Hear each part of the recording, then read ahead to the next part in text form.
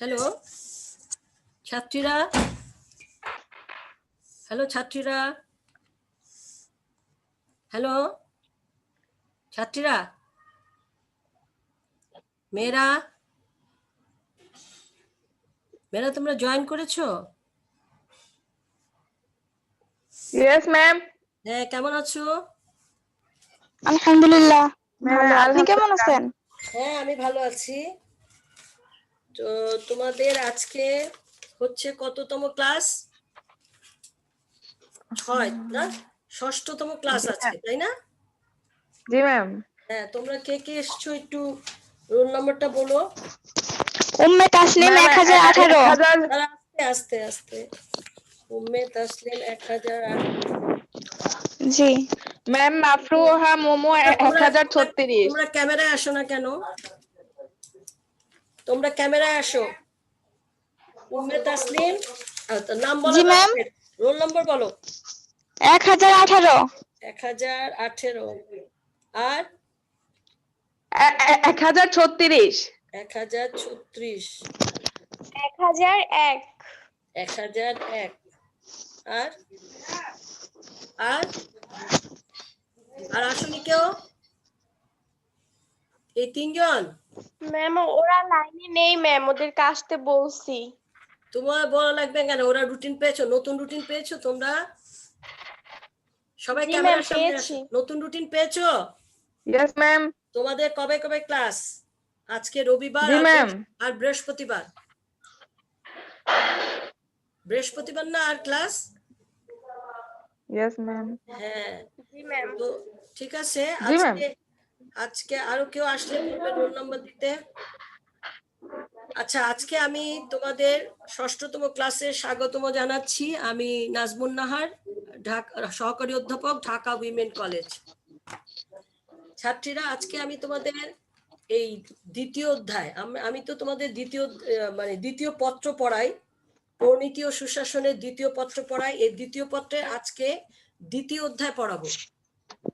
ঠিক আছে? আরেকজনের ছবি আসছে না কেন? খাদিজা জি আক্তার। ম্যাম। খাদিজা আক্তারের ছবি কোথায়? ক্যামেরা কোথায়? খাদিজা আক্তারকে দেখা যাচ্ছে না।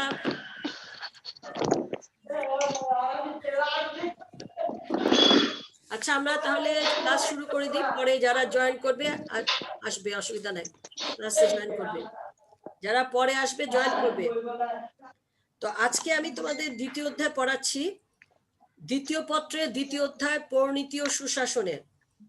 তো দ্বিতীয় অধ্যায় রয়েছে পাকিস্তান থেকে বাংলাদেশ।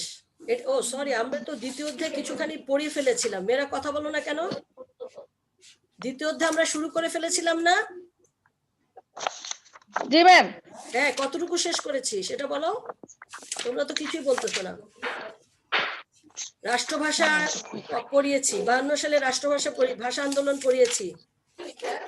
তারপরে শহীদ মিনার পড়িয়েছি, ভাষা আন্দোলনের তাৎপর্য অবদান পড়িয়েছি।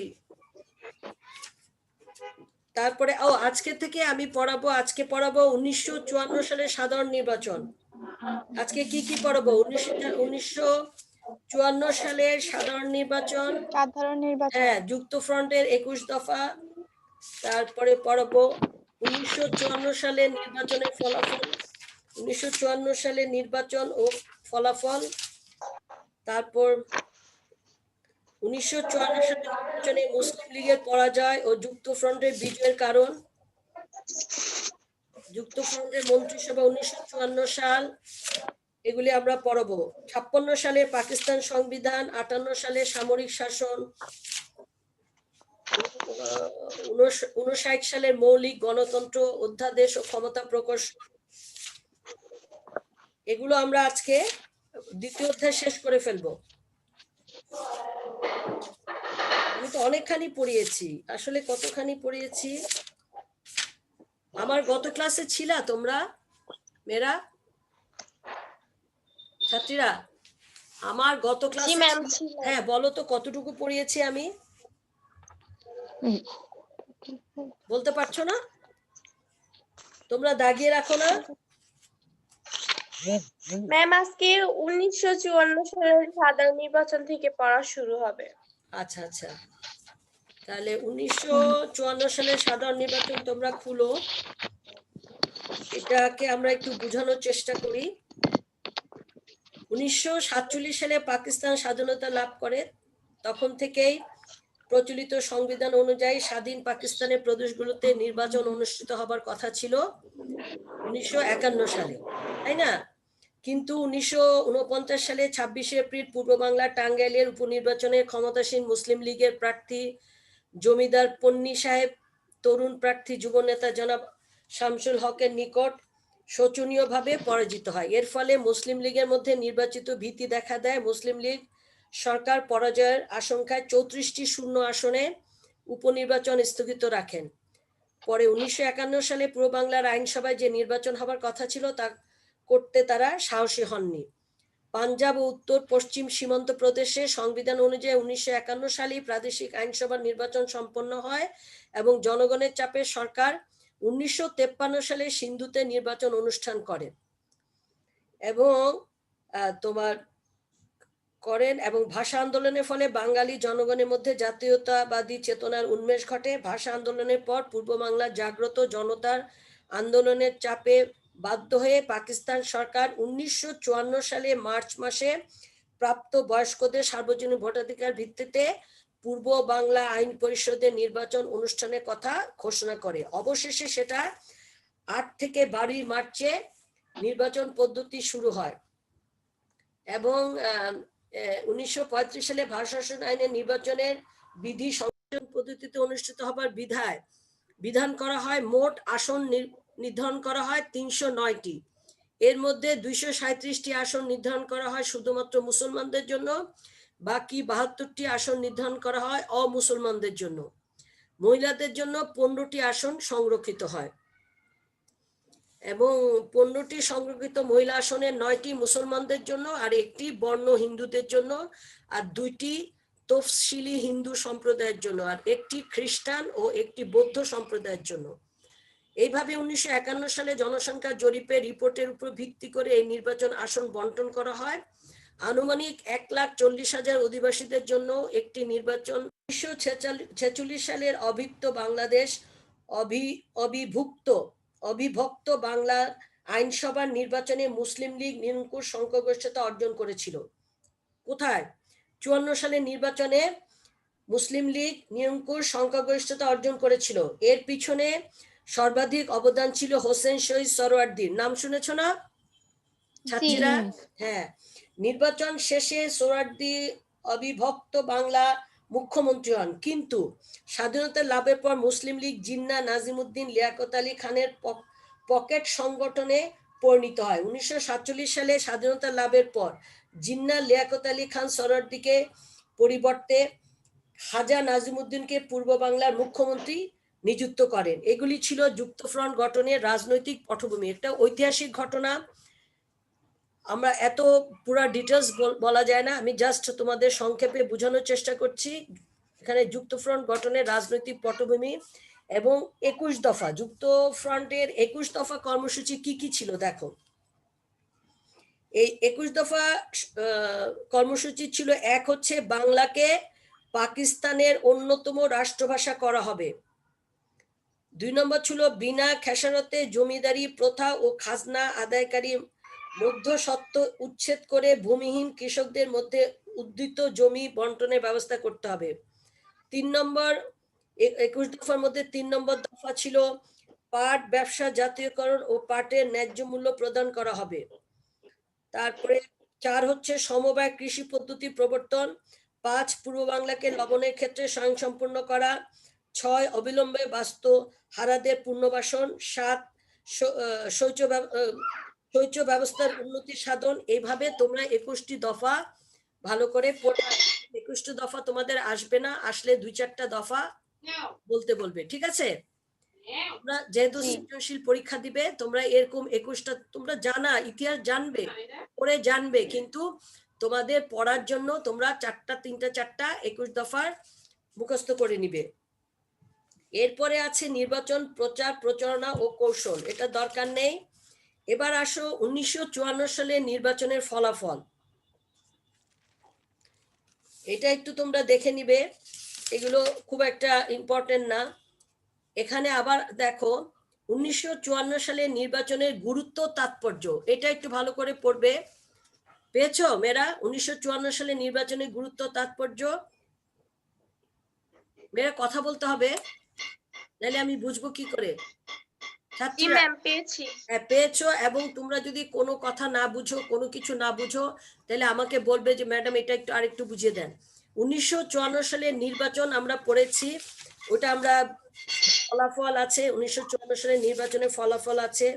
1954 সালের নির্বাচন আমরা সাধারণ নির্বাচন সম্পর্কে জেনেছি যে 21 বছরের বয়স্ক নাগরিকদের ভোট দিতে হবে, 21 বছর বয়স্ক নাগরিকের প্রত্যক্ষ ভোটে, এগুলি আমরা পড়েছি। এবং যুক্ত ফ্রন্ট পড়লাম। এরপরে আমরা যুক্ত ফ্রন্টে 21 দফাগুলো কি কি তোমরা দেখে নিবে, 2-4টা আমি বলেছি। এরপরে 1954 সালের নির্বাচনের ফলাফলও রয়েছে, কারা জিতেছে, কারা কত আসনে। এরপরে দেখো 1954 সালের নির্বাচনের গুরুত্ব তাৎপর্য, এগুলো অনেকগুলো পয়েন্টস দেওয়া রয়েছে যে 1954 সালে যে নির্বাচনটা হয়েছিল এটার গুরুত্ব কতখানি ছিল এবং এর তাৎপর্য কি।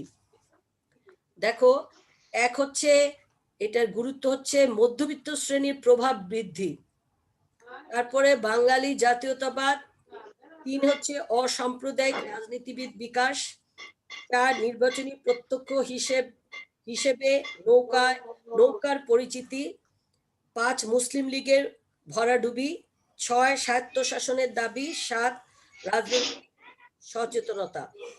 তো আমরা যেহেতু সেকেন্ড পেপার পড়ছি, এখানে অনেক ঐতিহাসিক ঘটনা রয়েছে, বিভিন্ন সালে বিভিন্ন ঐতিহাসিক ঘটনা, এটা আমরা পড়বো, পুরো বইটাই আমরা রিডিং পড়বো, ভালো করে বুঝবো। কিন্তু পরীক্ষার জন্য পড়ার জন্য আমরা সৃজনশীলের প্রশ্নগুলোকে বেছে বেছে সৃজনশীলের প্রশ্নগুলিকে দাগিয়ে নিব এবং মুখস্থ করব পরীক্ষার জন্য। এমনি আমরা জানবো ঐতিহাসিক ঘটনাগুলো কি। এরপরে দেখো 1954 সালে নির্বাচনে মুসলিম লীগের পরাজয় ও যুক্তফ্রন্টের বিজয় কারণ, এটা একটা ঘটনা, ঐতিহাসিক ঘটনা। তাহলে তোমরা নিশ্চয়ই মুসলিম লীগের কথা শুনেছো ছাত্রীরা? হ্যাঁ, উপরের দিকে তাকিয়ে আছো কেন, কি হয়েছে? 1954 সালে নির্বাচনে মুসলিম লীগের পরাজয় পড়বে, যুক্তফ্রন্টের বিজয়ের কারণ পড়বে।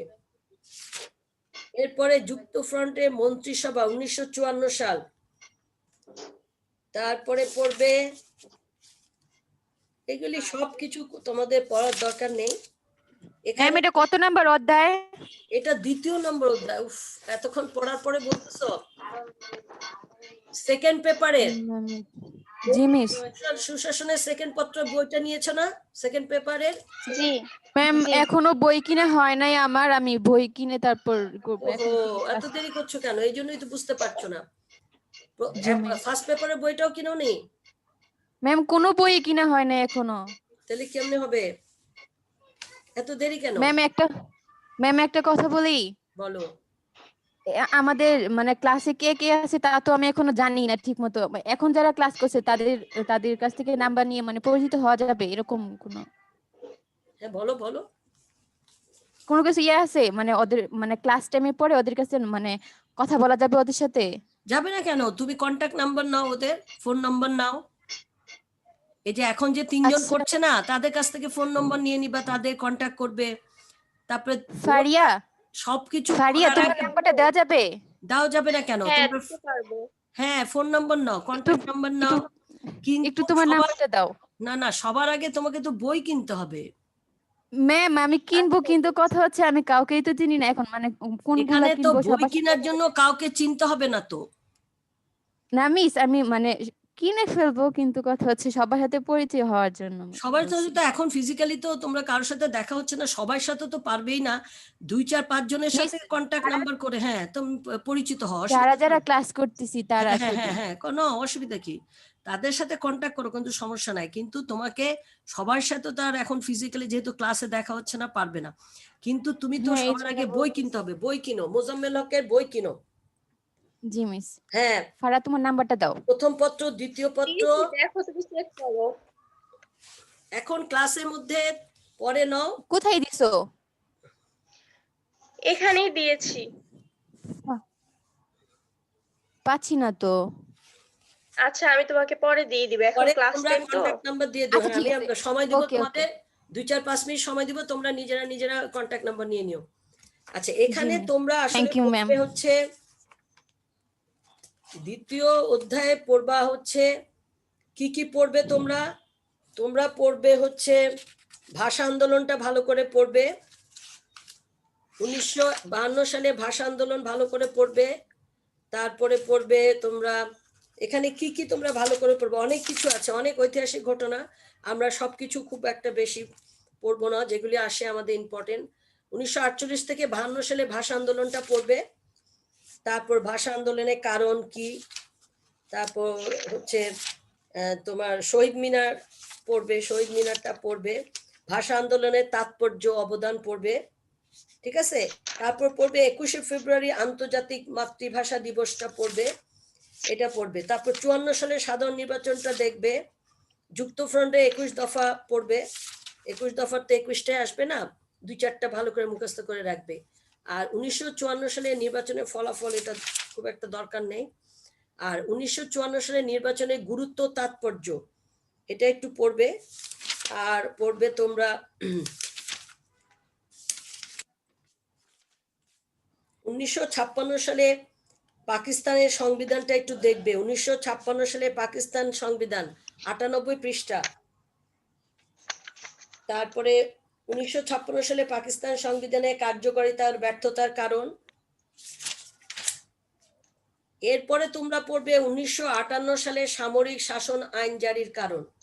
1958 সালে সামরিক শাসন আইন জারি পড়বে, এগুলো একটু ইম্পর্টেন্ট, এখান থেকে প্রশ্ন আসে বেশি।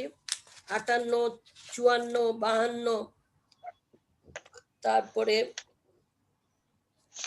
আর পড়বে এখানে, আর কি পড়বে এখানে,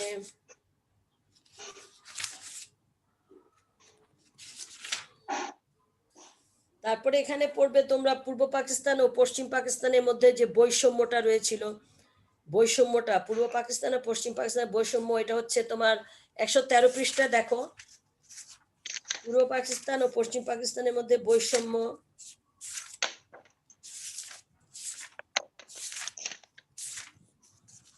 তারপরে পড়বে 1966 সালে 6 দফা, এটা হচ্ছে 127 পৃষ্ঠা। 1966 সালে 6 দফা,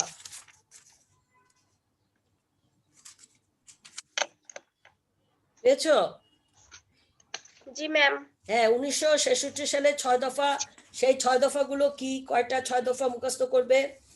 তারপরে 6 দফা আন্দোলনের গুরুত্ব তাৎপর্য পড়বে, 6 দফা আন্দোলনের গুরুত্ব তাৎপর্য পড়বে।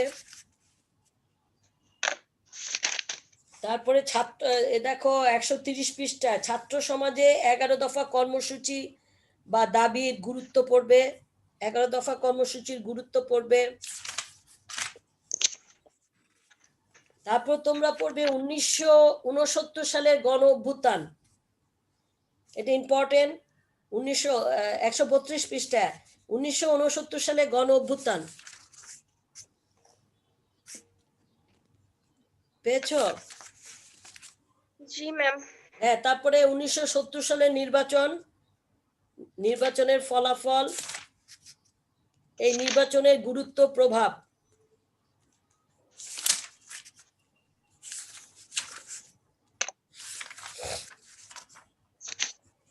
তারপরে পড়বে 1971, 144 পৃষ্ঠা, 1971 সালে অসহযোগ আন্দোলন,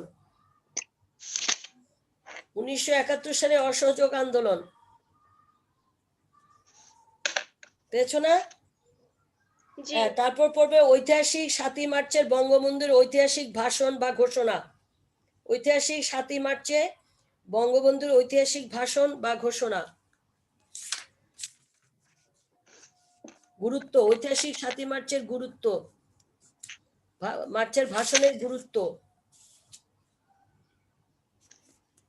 তারপরে দেখো 149 পৃষ্ঠা বাংলাদেশের স্বাধীনতা ঘোষণা,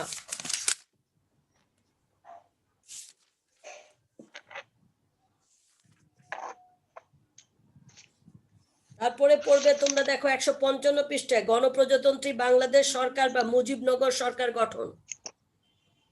গণপ্রজাতন্ত্রী বাংলাদেশ সরকার বা মুজিবনগর সরকার গঠন পড়েছো, দেখেছো? জি।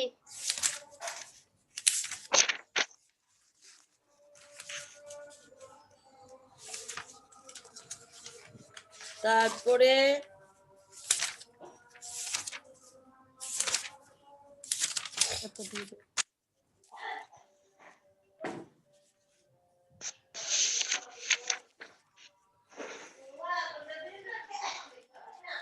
তারপরে তোমরা দেখো 183 পৃষ্ঠায় বুদ্ধিজীবী হত্যা। 183 পৃষ্ঠায় বুদ্ধিজীবী হত্যা পেয়েছো না? জি। এই এখানে তো বিশাল মানে ইতিহাসের অনেক অনেক পৃষ্ঠা, অনেক অনেক কথা রয়েছে, তাই না? আমরা এত তো আমাদের মনে রাখা বা করা সম্ভব নয়। আমরা বিশেষ বিশেষ কতগুলো টপিকস দিলাম তোমাদের দাগিয়ে, এগুলোর মধ্যে তোমরা এখন তোমরা কি করবে, সৃজনশীলে চলে যাবে। সৃজনশীলে যাও, দেখি কয়টা প্রশ্ন আছে, কয়টা সৃজনশীল রয়েছে। বহু নির্বাচন না, সৃজনশীলে যাও। কয়টা সৃজনশীল রয়েছে?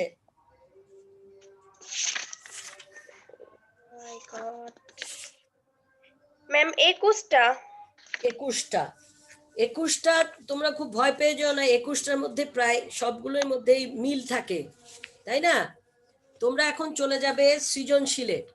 সৃজনশীলে দেখবে 4টা করে প্রশ্ন রয়েছে, তাই না? 4টা করে প্রশ্ন। সৃজনশীলটা খুব ভালো করে পড়বে, পড়ে তোমরা 4টা করে প্রশ্নগুলির উত্তর হাইলাইট পেন দিয়ে দাগিয়ে নিবে। হাইলাইট পেন কিনেছো? জি ম্যাম। হ্যাঁ, হাইলাইট পেন দিয়ে তোমরা একটা একটা করে সৃজনশীলে 4টা করে প্রশ্ন রয়েছে, প্রত্যেকটা প্রশ্ন ভালো করে বুঝে পড়বে। পড়ে তোমরা বই ঘেটে সেখান থেকে উত্তরগুলো বের করবে, তখনই দেখবে তোমাদের বইটা পড়া হয়ে যাবে। ঠিক আছে? জি। জি ম্যাম। হ্যাঁ, এভাবে তোমরা, এখানে তো এত পৃষ্ঠা, এতগুলি ঘটনা তোমরা মনে রাখতে পারবে না একসাথে। এই জন্য তোমরা কি করবা, সৃজনশীলে চলে যাবা। এখন চ্যাপ্টারটা আমাদের দ্বিতীয় অধ্যায় আমাদের শেষ। আমরা এখন কোথায় যাব? সৃজনশীলে যাব। সৃজনশীলটা ভালো করে পড়বে, পড়ে দেখবে 4টা প্রশ্ন রয়েছে, সেই 4টা প্রশ্নের একটা একটা করে উত্তর বের করবে বই ঘেটে ঘেটে, তাই না? দেখো একটা সৃজনশীলে আমরা যাই, দেখি কি বলে। প্রথম সৃজনশীলে কয়টা প্রশ্ন চেয়েছে দেখো। এখানে বলেছে কখন কোথায় শেখ মুজিবুর রহমানকে বঙ্গবন্ধু উপাধি প্রদান করা হয়, তাই না ছাত্রীরা? জি ম্যাম। হ্যাঁ, তাহলে এই প্রশ্নটা বের করতে গেলে তোমাকে ঘাটতে হবে না, বইটা তো ঘাটতে হবে, জি জি বইটা জি পড়তে হবে যে হ্যাঁ এই প্রশ্নটা কোথায় পাওয়া যাচ্ছে। তখনই তোমার পড়াও হয়ে যাবে, এটা তখন দাগিয়ে নিবে কখন কোথায় শেখ মুজিবুর রহমানকে বঙ্গবন্ধু উপাধি প্রদান করা হয়। তাহলে তোমরা কোথায় চলে যাবা? বঙ্গবন্ধুর এখানে চলে যাবা, গিয়ে পড়ে সেই প্রশ্নটা তোমরা হাইলাইট দিয়ে দাগিয়ে নিবে। তারপর দেখো দ্বিতীয় প্রশ্ন রয়েছে 25শে মার্চের হত্যাকাণ্ড সম্পর্কে কি জানো? তো এই প্রশ্নটার উত্তর খুঁজতে গেলেও তোমাকে সেই 25শে মার্চের ঘটনাটা যেতে হবে, তাই না? ঘটনাটা জি এটা 2 মার্কসের, এটা তুমি পড়ে দাগিয়ে নিবে। এভাবে তুমি প্রত্যেকটা সৃজনশীলের 4টা প্রশ্ন, প্রথম 2টা করে আগে দাগিয়ে নিবে, প্রথম 2টা আগে সবগুলো দাগিয়ে নিবে। তারপরে তুমি এগুলো তো তোমার মানে সৃজনশীলের গল্প অনুযায়ী এই জিনিসগুলো বলবে তোমাকে। বাকি দুটো আগে প্রথম দুটো দাগিয়ে নিবে, দাগিয়ে নিয়ে পরের দুটো তোমাকে দাগাইতে হবে, পরের দুটো তুমি তোমার গল্প পড়ে তারপর দাগিয়ে নিবে। এভাবে তুমি প্রত্যেকটা সৃজনশীলের 4টা করে অ্যান্সার যদি দাগিয়ে নিতে পারো, তারপরেই তোমার দেখবা তোমার পড়া হয়ে যাবে, পুরো চ্যাপ্টারটা সম্পর্কে তুমি জেনে যাবে। ক্লিয়ার? কিন্তু এইভাবে আমি যদি জি পৃষ্ঠাকে পৃষ্ঠা পড়ি তাহলে আমার মনে থাকবে না, তাই না জি। ছাত্রীরা? জি হ্যাঁ, জি ম্যাম জি আমাদের কি নিয়মে পড়তে হবে? আমি এখন পুরা পৃষ্ঠাকে পৃষ্ঠা পড়লে কোনো লাভ হবে না, আর আমাদের এগুলি সব আসবেও না। আমরা সৃজনশীলের প্রশ্নগুলির অ্যান্সারগুলি দাগাবো, পড়ে পড়ে দাগাবো, তখনই আমাদের পড়া হয়ে যাবে এবং দাগানো শেষ হলে পরে তোমরা মুখস্থ করবে। ক্লিয়ার? তারপর জি। হ্যাঁ, তারপর বহু নির্বাচন এমসিকিউ তোমরা পরে মুখস্থ করবে। এমসিকিউ অনেকগুলো রয়েছে, প্রায় অনেকগুলো, কিন্তু এগুলো প্রায় রিপিট করা থাকে, অনেক এতগুলি থাকে না, রিপিট করে, এক একটা জিনিস কয়েকবার রিপিট করে। তো এইভাবে তোমরা কিন্তু চ্যাপ্টার শেষ করবে। প্রথম চ্যাপ্টার শেষ করেছো ছাত্রীরা? জি ম্যাম। তো করতে হবে তো, বাসায় পড়তে হবে তো। প্রথম চ্যাপ্টার শেষ করো, আর সেকেন্ড চ্যাপ্টার তো মাত্র আজকে শেষ হলো। এটাও ওই একইভাবে একই সিস্টেমে তোমরা মিনিমাম তোমরা মুখস্থ না করো, মিনিমাম তোমরা দাগানোটা শেষ করো, এটাই আমি তোমাদেরকে বলছি। ঠিক আছে?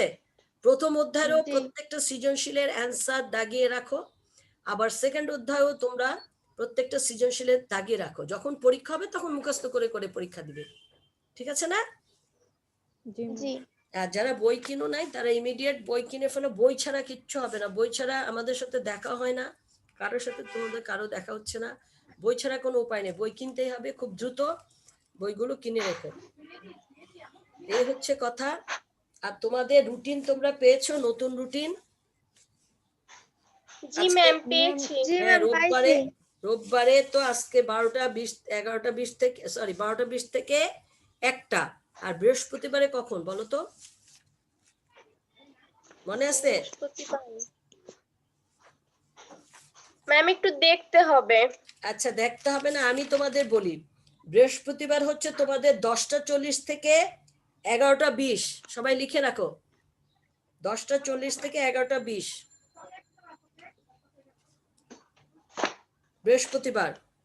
এই দিন, হ্যাঁ, এই 2 দিন তোমরা তোমাদের টাইমলি চলে আসবা। তবুও আমি তো তোমাদের নোটিশ করি আগের দিন বা সকালে। রবিবার 12টা 20 থেকে 1টা আজকে, আরেকটা হচ্ছে বৃহস্পতিবার 10টা 40 থেকে 11টা 20। সবাই লিখে রাখো।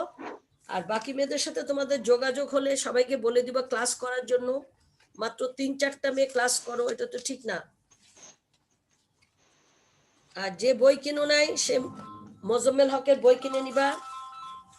ঠিক আছে? জি ম্যাম। জি হ্যাঁ, ম্যাম। বলো জি। বলো। হ্যালো ম্যাম, শোনা যাচ্ছে? হ্যাঁ হ্যাঁ, শোনা যাচ্ছে, বলো বলো। হ্যালো, জি ম্যাম, শোনা যাইতেছে। হ্যাঁ শোনা যাচ্ছে তো, কিছু বলবে তুমি? না ম্যাম, বললেন যে বই কিনে নিবে, সেটাই বললাম। হ্যাঁ। হ্যাঁ, বই কিনে নিবে, বই কিনে নিবে এবং তুমি এভাবে এই সিস্টেমে পড়বে। বইয়ের সাথে একটা হাইলাইট কলম পেন কিনে নিও এবং তোমরা প্রত্যেকটা জি ম্যাম। সৃজনশীলের অ্যান্সার ভালো করে বইতে শুদ্ধ শুদ্ধ অ্যান্সার নিও, মানে ভুল অ্যান্সার ইয়ে করো না, দাগিও না। শুদ্ধ অ্যান্সার ভালো করে দাগিয়ে রাখো। অন্তত আপাতত চ্যাপ্টার ওয়াইজ, প্রথম চ্যাপ্টার হয়ে গেছে ওইটা দাগানো শেষ করো, তারপর সেকেন্ড অধ্যায় নাও, এভাবে স্টেপ বাই স্টেপ নাও। প্রথম অধ্যায় দাগানো শেষ করো বাসায় বসে বসে, তারপরে দ্বিতীয় অধ্যায় শুরু করো দাগানো। ঠিক আছে? নেক্সট ক্লাসে আমি তৃতীয় অধ্যায় তোমাদের শুরু জি করব। ম্যাম। তাহলে তোমরা তৃতীয় অধ্যায় শুরু করব। আর এখানে হচ্ছে এরপরে আমরা এখন না, আরো কয়েকদিন যাক, তারপর তোমাদের পরীক্ষা নিব। আর তোমাদের কোনো প্রশ্ন থাকলে বলো। তোমাদের কিছু জানার আছে? ম্যাম না ম্যাম। বুঝতে পারছো তোমরা তোমরা কিভাবে পড়ালেখা করবে? আর জি ম্যাম। এমসিকিউ গুলো, হ্যাঁ এমসিকিউ গুলি ফাঁকে ফাঁকে তোমরা মুখস্থ করে ফেলবে। এমসিকিউ তোমাদের এমসিকিউ হচ্ছে 30 মার্কসে, তাই না? জি ম্যাম। হ্যাঁ, তো ওগুলো মুখস্থ ম্যাম, করে। রিটেনে হচ্ছে 70, না? হ্যাঁ হ্যাঁ, রিটেনে হচ্ছে, রিটেন না মানে আর এমসিকিউ সৃজনশীলে, 30 মার্কসের। হ্যাঁ সৃজনশীল 70। আর এমসিকিউ হচ্ছে ওই যে যেটা তোমরা ওই যে অ্যান্সার দেওয়া হবে সেটা সঠিক নাম্বারটা, হ্যাঁ সেটা হচ্ছে 30, মানে এমসিকিউ 30 আর সৃজনশীল হচ্ছে 70। তাহলে তোমরা এমসিকিউ মুখস্থ করবে, এমসিকিউ তো দেওয়াই থাকে, অ্যান্সারও দেওয়া থাকে, তোমরা মুখস্থ করবে। আর সৃজনশীলটা দাগাইতে হবে তোমাদের। 4টা করে অ্যান্সার আছে, সেগুলো দাগায় নিতে হবে, দাগায় হাইলাইট দিয়ে চ্যাপ্টার ওয়াইজ দাগায় নিবা, তারপর মুখস্থ করবে। ক্লিয়ার? আর যে মেয়ে বই কিনো নাই সে ইমিডিয়েট আজকেই বই কিনে ফেলো, আজকে গিয়ে বই কিনে ফেলো। আর তোমাদের সাথে আরো কারো কোনো মেয়েদের যদি ইয়ে থাকে তোমরা সবাইকে বলো ক্লাসে আসতে, আচ্ছা তাহলে কিন্তু আচ্ছা ওরা ফারা, মিস করবে। জি ম্যাম, ফারা তোমার নাম্বারটা দাও একটু। হ্যাঁ তোমরা সবাই হ্যাঁ নাম্বার লিখো নিয়ে নাও, তুমি সবাইকে 017 বলো 017 44 44 97 97 2663। 266 না? হ্যাঁ তুমি আরেকটা নাম্বার বলো। 017 44 97 2663। তোমাদেরকে ক্যামেরা দেখো না কেন আছে। ছাত্রীরা? সবসময় ক্যামেরা থাকবে যে তোমরা ক্লাস করছো, তার প্রমাণ কি? ক্লাস করছো যে ক্যামেরায় থাকবে সবসময়। জি ম্যাম। সবসময় ক্যামেরা থাকবে। তো হ্যাঁ লিখছি। থ্যাংক ইউ নাম্বার দেওয়ার জন্য। উর্মি তোমারটা দিবা না? কি লিখছি তোমার নাম? তাসনিয়া তোমার নাম্বারটা দিবা? আমার নম্বর হ্যাঁ 019 019 46 46 24 24 73 73 53 53। আরেকবার বলো নাম্বারটা। 01946 হুম 24 24 73 53 53 না? হ্যাঁ হ্যাঁ আচ্ছা আমার নাম্বারটা দিবা? হ্যাঁ। ফোন দেই। ছাত্রীরা তোমরা যদি জি, ম্যাম। কোনো কিছু দরকার হয় তাহলে আমার নাম্বারটাও নিয়ে রাখো। জি ম্যাম। হ্যাঁ সবাই আচ্ছা নিয়ে ম্যাম রাখো। 017 017 323 3 23 23 83481 83 481 481। ম্যাম আরেকবার বলেন। 017 323 83481 323 এরপর 017 323 83481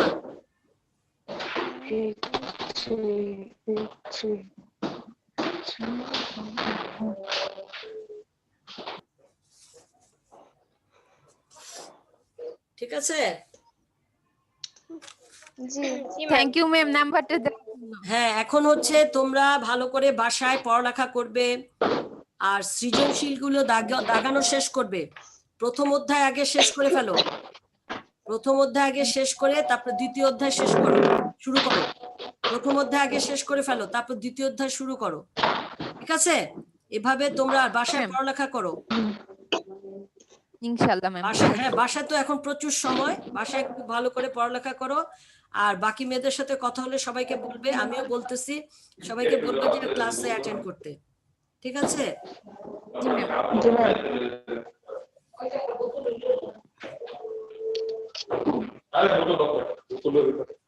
তাহলে আজকের মতো তোমাদের ক্লাস শেষ করছি ছাত্রীরা। ছাত্রীরা আসসালামু আলাইকুম ম্যাম। হ্যাঁ জি সবাই ম্যাম। বিদায় নিচ্ছি।